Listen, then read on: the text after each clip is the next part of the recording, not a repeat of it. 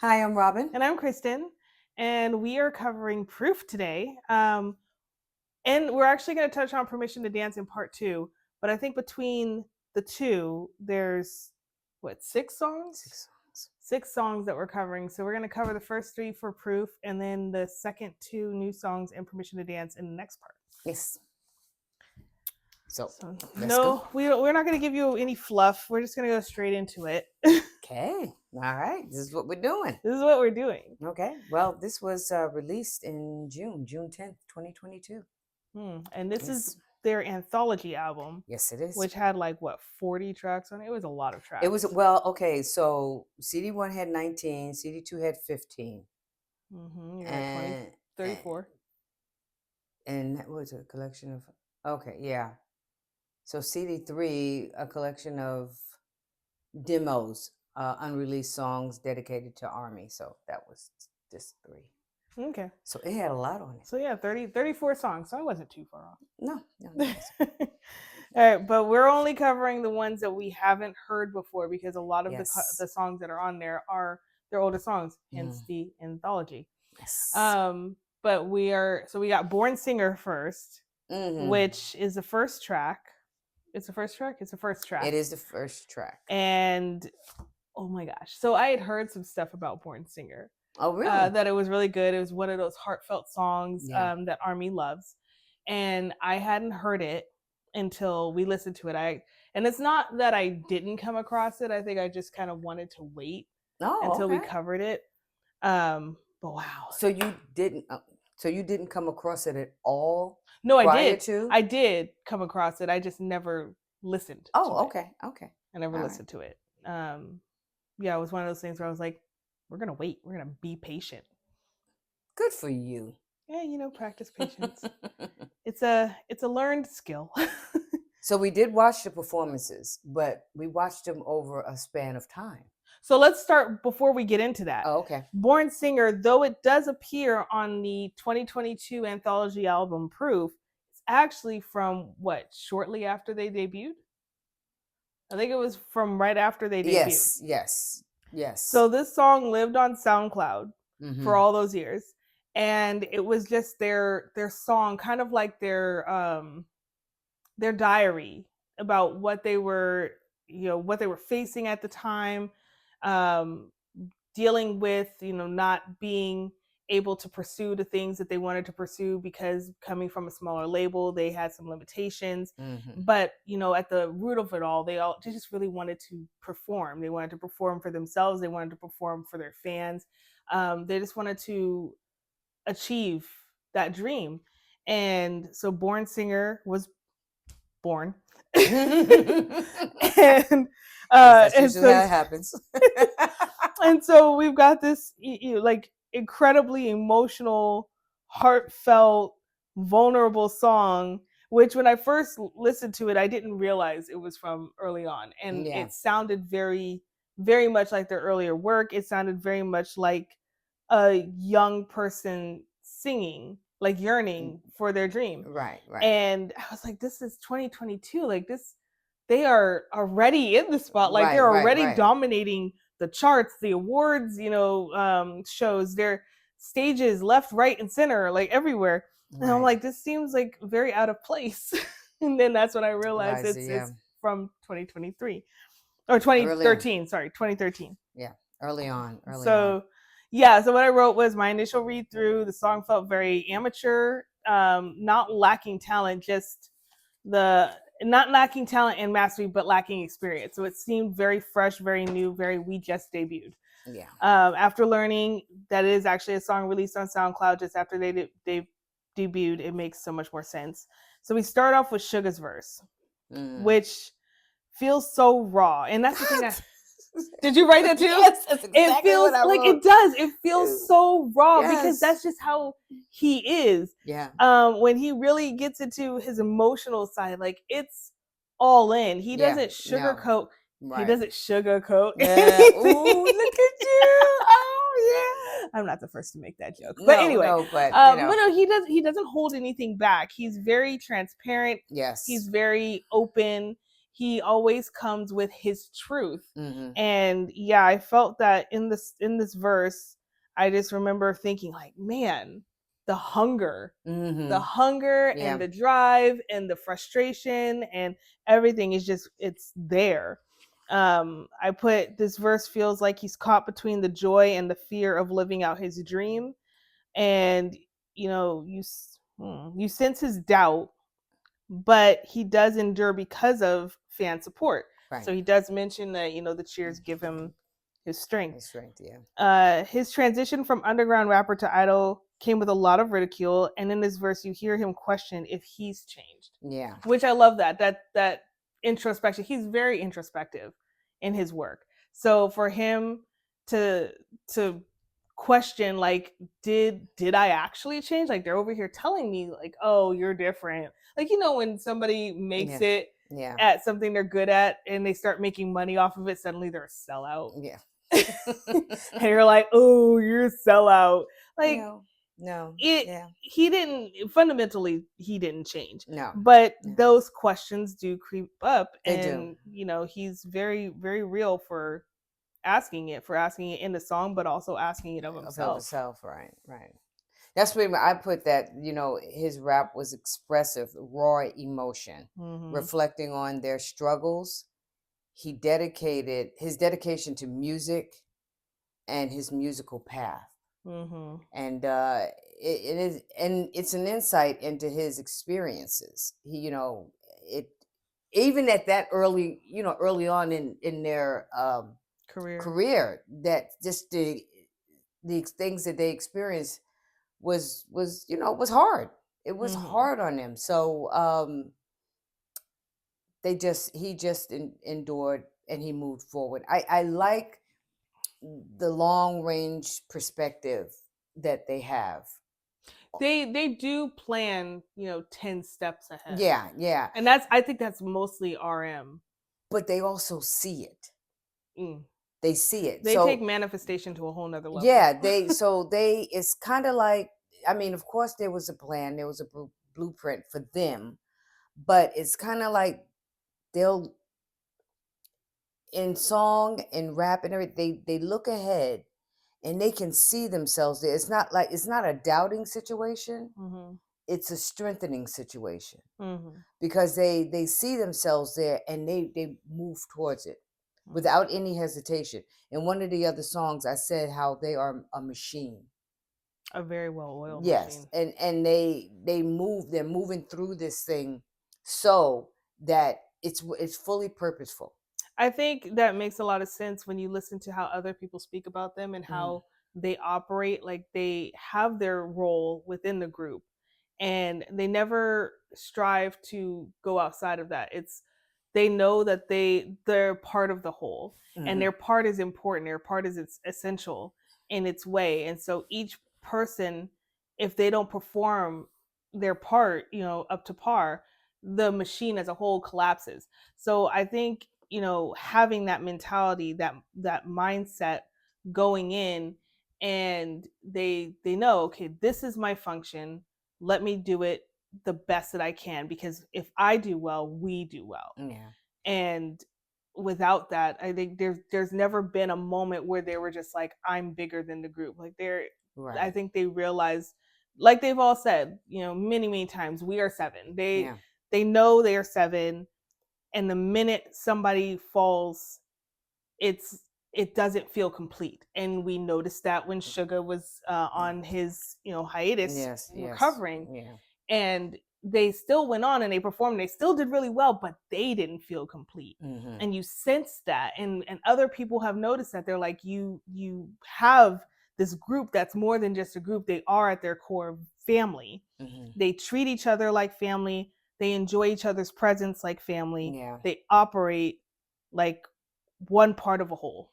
And the thing about that I liked the most during his time off was that they kept space for him. Oh, I love In that. Yeah. everything that Everything. they did, they Hmm. kept space for him because it's that constant knowledge that we We are are we are seven. seven. Hmm. We are who we are, and this is how we operate. This is how we Yeah. go through. And this, it's kind of, They're so it's, beautiful like yeah, that. Like yeah. I just love that. It works for them. It works Mm. for them totally. And that's true within a lot of different things, the body of the church and a family and so many other places that blueprint, that idea, that thought to work that way works. Yeah. Mm. So, So what then, else you got there? oh, a lot, because Because it's I you. because it's me. Because it's you. So we go into RM's verse. RM's verse is bold, but it feels like a front, which I thought was really crazy. It sounds really crazy now that we've talked about how they always look forward and they see themselves there, but at the Mm. same time, you do sense that he's not 100% certain.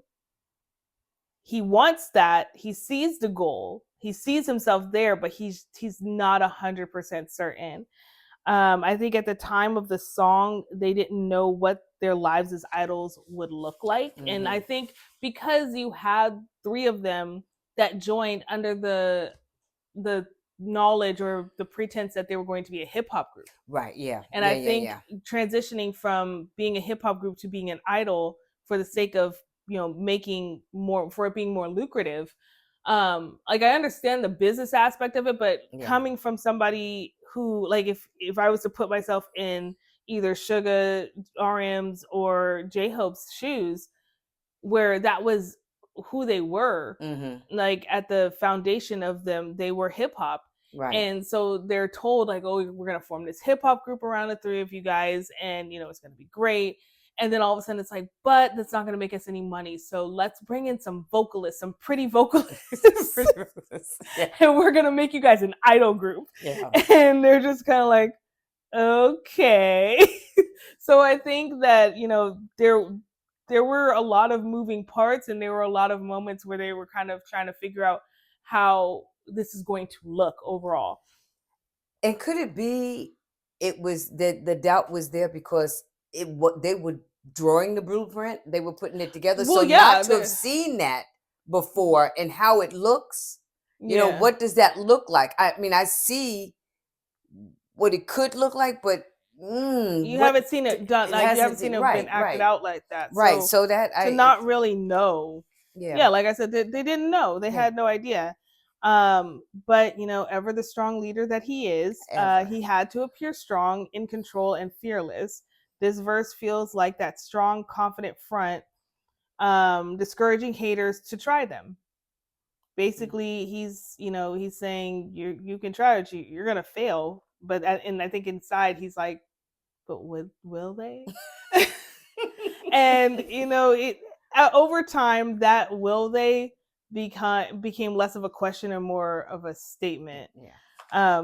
But his position has changed, like I said. And he finds himself in a spotlight looking down on people he considered above him, which Mm. it's such an interesting perspective shift, Mm-hmm. and Yeah. in such a short period of time. And his questioning, is he ready and are they worthy? Yeah. I think when you have that sudden shift where you're looking at these people that you're idolizing and you're like, oh, they're great celebrities for whatever reason, and then suddenly they're in the audience looking at you and applauding you, and or waiting to see what you do. Right. And I Right. think there was that moment where it wasn't immediately like, oh, we've made it. I think it was, oh, what do we do up here?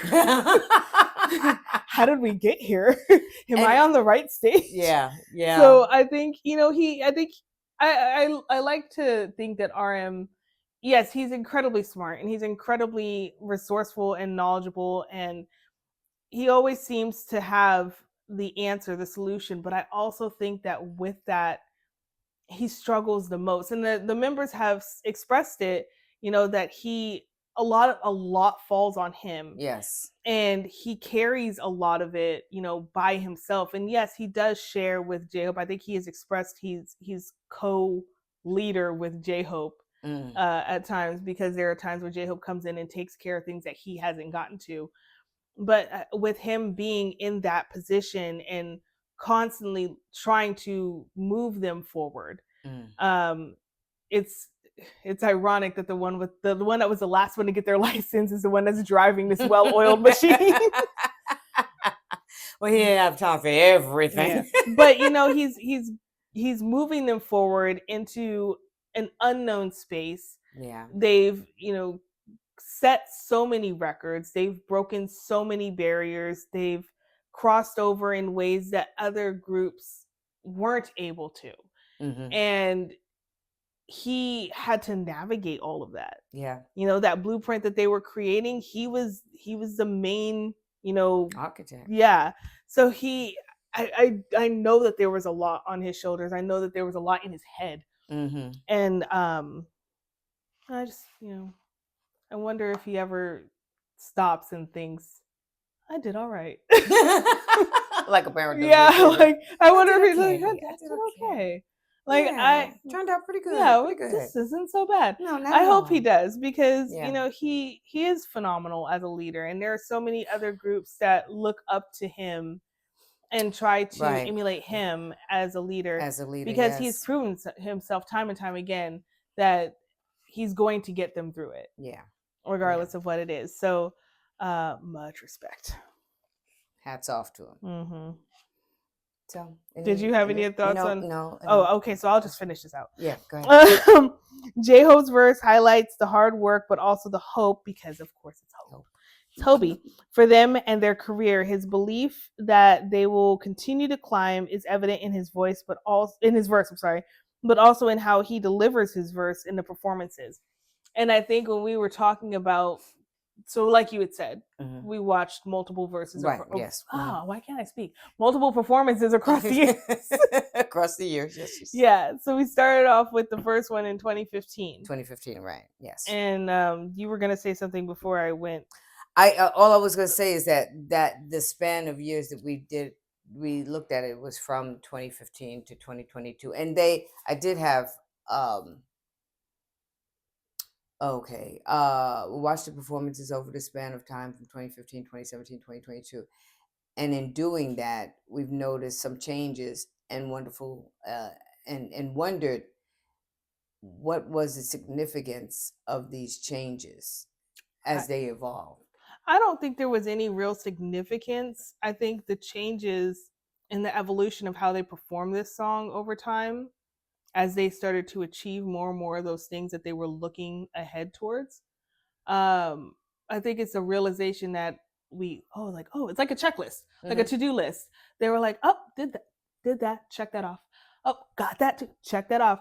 I think the very first one, they're brand new, like 2 years old. They're infants in the industry, coming from a small group, trying to make something of themselves, make a name for themselves. So I think there was a lot more grit in how they performed that song. It was real. It was just like the song itself. It was very raw, very emotional, very full of hope, but also still like ladled with doubt and hesitation. And then the second performance, 2 years later, they've achieved some stuff. They're coming over here now, and they're starting to get more recognition in the West, at least, acknowledged in the West. And the verses still had some grit, but a little bit more ease, a little bit more comfort. By the time you get to 2022, they could have been in bed rapping these songs because they were so chill about it. But they still did have, I think they still tried to convey the emotion, because I think the thing that I love about how they perform is that you feel the message in the way they perform it. And it always feels like it's something that's coming from personal experience. Every song that they sing, every time they've got a mic in their hand, there's emotion behind it. You always feel it. So yeah, of course they're gonna have that emotion, but I feel like and I'm not gonna say like out of touch, but I feel like they're so far from that hunger that they had initially. Not that they're not still hungry, because I mean they are, but I think the hunger is different. It's very particular. It's not starving. It's hungry for something specific. It's a craving now. Right. So I think that they still they sang it in a way that you sensed, okay, they've they've been here a while. They've kind of made that name that they were hoping to make. Yeah. They feel worthy of these accolades, but they don't forget what started it all. What started it?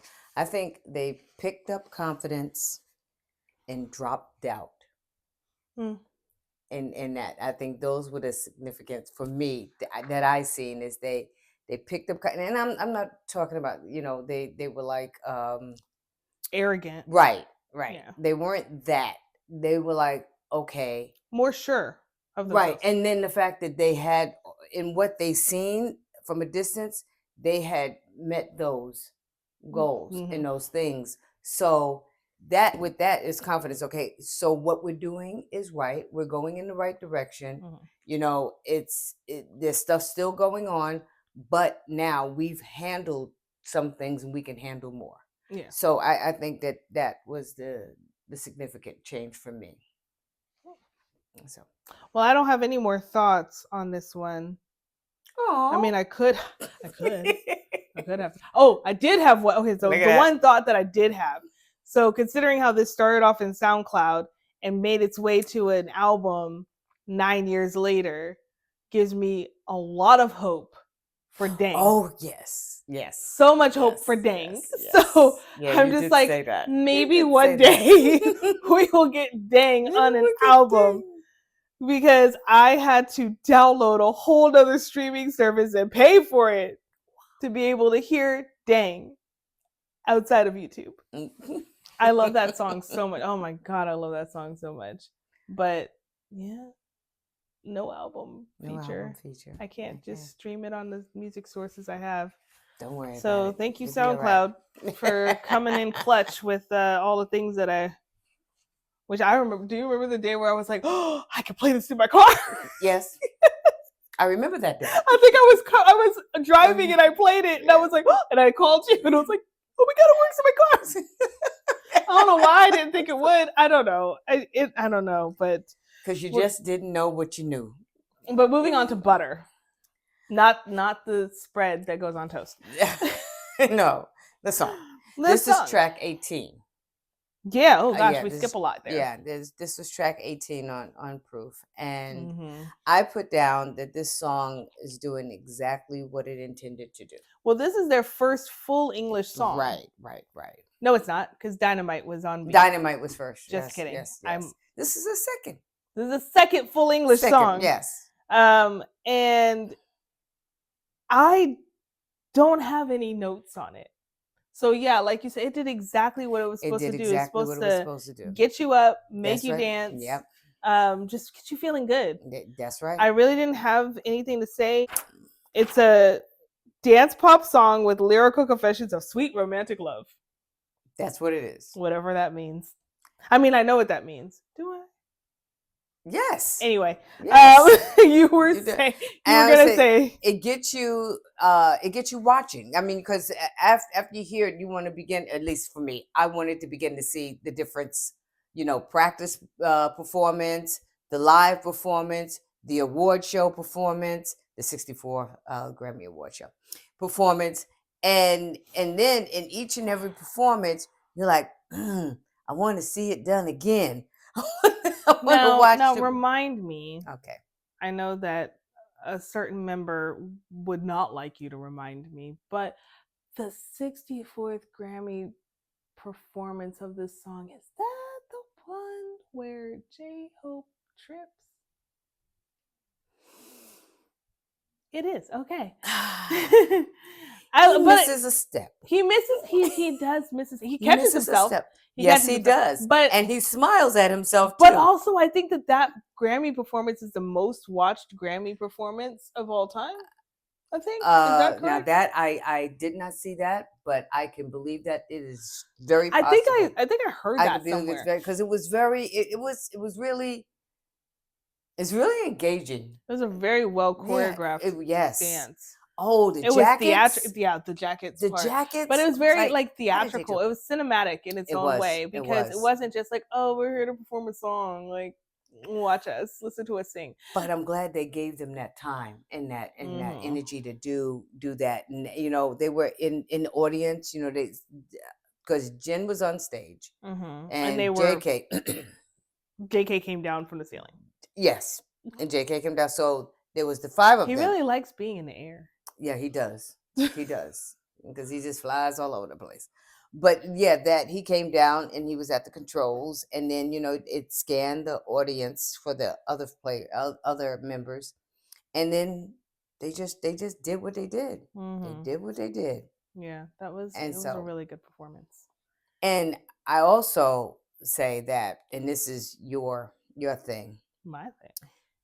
the dance break. Oh, I love a It good ain't dance bad at break. all. It Love a ain't good bad. dance break. Yeah, it's not bad This at is a all. good one. And it is a good summer anthem. It was I think it was deemed a summer yeah, anthem. it was yes. deemed a summer anthem. It was a good I one will too. admit that the summer that it became an anthem, I did not really want to hear it. Because and that is shame on me, because what do I know? Yeah, yeah. But yeah, this was the first song I actually heard of them. Mm. And I remember thinking like, oh no, this isn't for me. And yet, your favorite performance of it, outside of the dance break, is on Fallon's show. Oh my god, the bridge. See, I told you. The bridge. It's so good. Yes. It's Yeah, so I told good. you. It's so Yeah. just like Good. good. I don't know what else to say. I lost my words. Yeah. So yeah, and here I was thinking I didn't have a lot to say about butter, but apparently I had some words. I had some words. And then the words. last one, because I'm pretty sure we are nearing our time. Yes. We're gonna look at track number 19, which is Yet to Come. Yet to Come, yeah. And I had actually heard the intro to this song, but I never heard it in its entirety until we broke it down here. Mm-hmm. But wow, it's so good. It's so good, and I don't know why I don't have notes. No, I don't know either. Oh my gosh, you have a lot. This track was emotional and meaningful to the members. Mm-hmm. It was very emotional and meaningful to them. It was it was Oh, just kidding. I do have notes. It was to clarify the fact that they weren't saying goodbye. Mm-hmm. They were delivering a promise. Yeah. And that's what I got from it. And then I put that it was released in the middle of the 2022 festival, which lasted like from the 3rd to the 14th or something that was a big that was festa. that was a big one, which was very emotional because that was the festa that they had the dinner where they talked about when they talked about their hiatus and their military service. Right, which was a very emotional one, which I hadn't seen. We both hadn't seen. You hadn't seen it? Yeah, no, we watched it together. Oh, okay. I didn't know you had not seen it at all. I was purposely putting it off because I heard how emotional it was. Yeah. And because I was so new into the fandom and so raw, I was like, I don't need that right now. I don't need to cry. Yeah, and that was in January. Right after what, the great ticketing war. Yeah, the great ticketing war. So, and like I said, this was a track that was a promise and not a goodbye. They were looking ahead toward the future of the group. The song for them was reminiscing of the hard times, the growth, and the maturity that they experienced, which built such a bond for them. Was really, really, really crazy. And like I said, it was released. It was released before the military service. Jen went in 6 months after the release. In December. Yeah, in December. And then the others went in periodically over the year 2023. Yeah. So I love how this song recognizes and acknowledges that they've achieved so much, but says, wait, there's more. But not in a we're so awesome kind of way, but in a we've got so much more we want to share with you kind of way. This song is about making memories with each other and with Army, and saying that they've got so much more to share, and these moments will also be the best. Yeah. Just hold on. Yes. Which was, obviously perfectly timed and purposeful in their, their not goodbye, but their see you later. Yeah. See you later. Your see you later dinner. Because, and even though we knew what was going to happen. Like, we knew that they Yeah. were coming back. We had Yeah. already experienced them coming back together, Right. and talking about continuing to work. And we were still looking at that dinner like, oh my gosh, like we were still emotional. And I remember we were talking about it. I said, I can only imagine how devastating that must have been in Yes. real time, Yeah. because the uncertainty that you saw in all of them. And oh my, the moment RM started crying, I was like, oh nope, I'm done. I can't. I can't, because Yeah. like he cried and then Sugar was like, stop, you're making me cry. And I was like, oh God, you can't cry too. But like when they all had these emotional moments, and I'm Yeah. just like, I understood.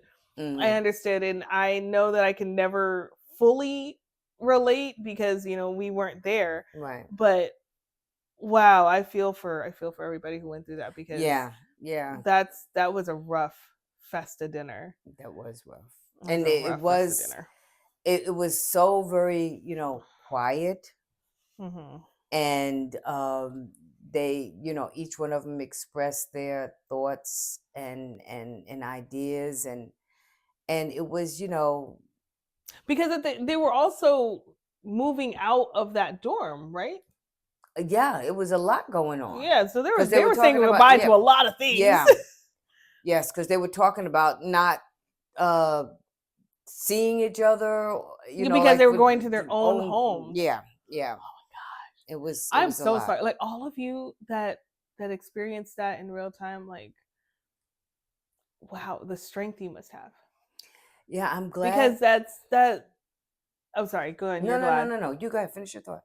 Well, it was just because I remember a lot of I remember seeing people post about, we were told by other groups, oh, they're not coming back, like they're gonna disband. You're holding on for nothing. Basically, it's stupid to continue to call yourself army while they were gone.